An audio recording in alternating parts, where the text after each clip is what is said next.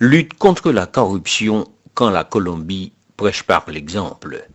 Alors que le gouvernement de Gustavo Petro tente de répondre aux défis qui ont justifié l'adhésion des citoyens à son projet de réduire la pauvreté et les inégalités, de lutter contre la corruption, de mettre en place des programmes sociaux ambitieux, de poursuivre le processus de paix, d'adapter le changement climatique, les Colombiens sont pris à témoin d'un scandale de corruption.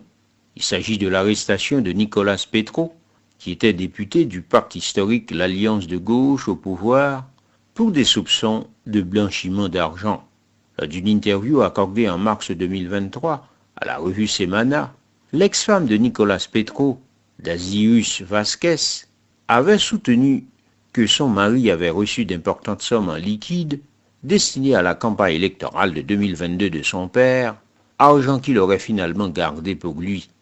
Selon elle, il s'agirait d'environ de 102 000 $ donnés par l'ex-narcotrafiquant Samuel Santander López Sierra et de montants similaires offerts par Alfonso Ilsaka, dit le Turc, accusé d'avoir des liens avec des groupes paramilitaires d'ultra-droite.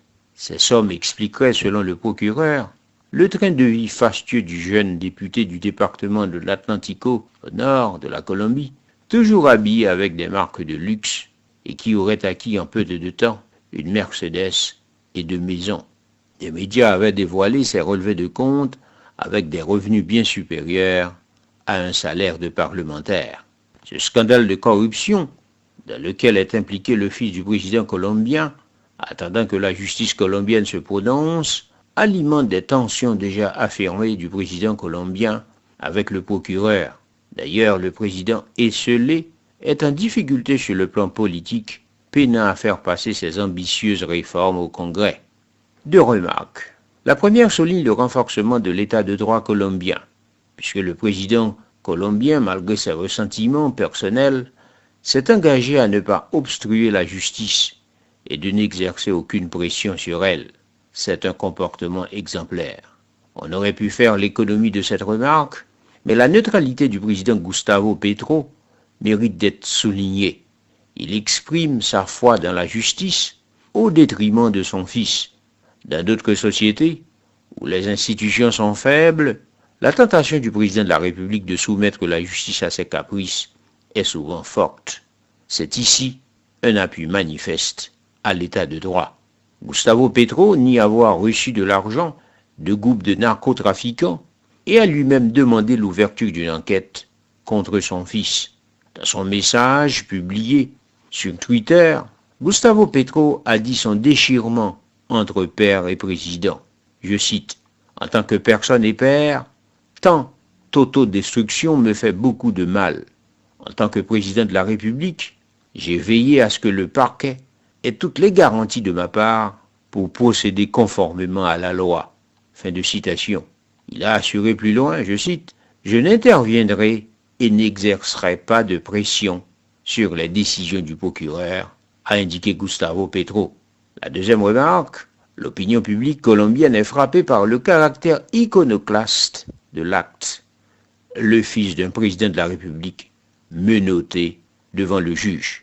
Le sentiment d'égalité des citoyens colombiens devant la loi n'est qu'une ressource politique mobilisable destinée à envoyer un signal à tous les corrompus et corrupteurs que la justice sera intraitable à leur égard.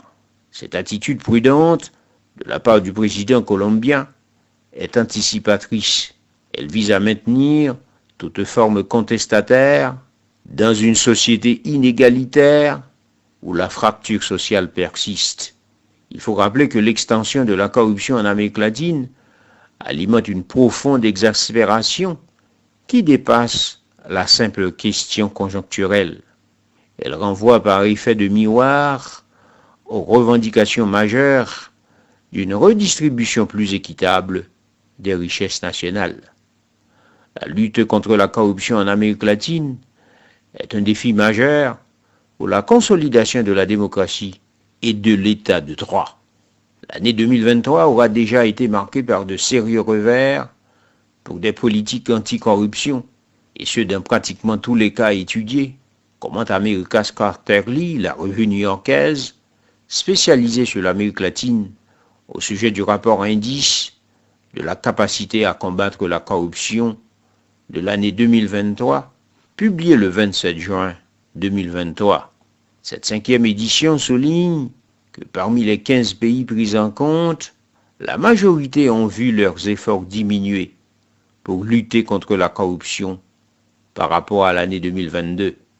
Le cas le plus flagrant, selon cette étude, est celui du Guatemala, où ces derniers mois les juges anticorruption ont fait l'objet d'attaques persistantes de la part du pouvoir aux mains du président Alejandro Giammattei en les poussant à l'exil. Puis vient le Mexique, où le président Andrés Manuel López Obrador a continué à montrer du doigt des journalistes et des membres de la société civile pour l'avoir fortement critiqué. Sans surprise, le Venezuela arrive toujours dernier de l'indice avec une nouvelle baisse de 1,63 à 1,46.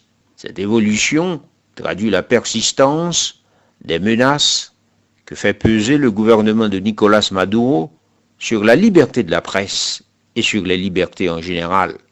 Dans le contexte de l'Amérique latine, le président colombien vient de montrer l'indépendance des institutions de lutte contre la corruption en Colombie. En Haïti, pour conclure, les institutions indépendantes, indispensables à une lutte efficace contre la corruption, font l'objet d'instrumentalisation politique. Elles ne sont pas encore capables à s'échapper des pressions politiques en vue de contribuer au châtiment des délinquants en col blanc et des voleurs audacieux qui animent encore le jeu politique haïtien. Merci parce que vous avez abonné à la chaîne.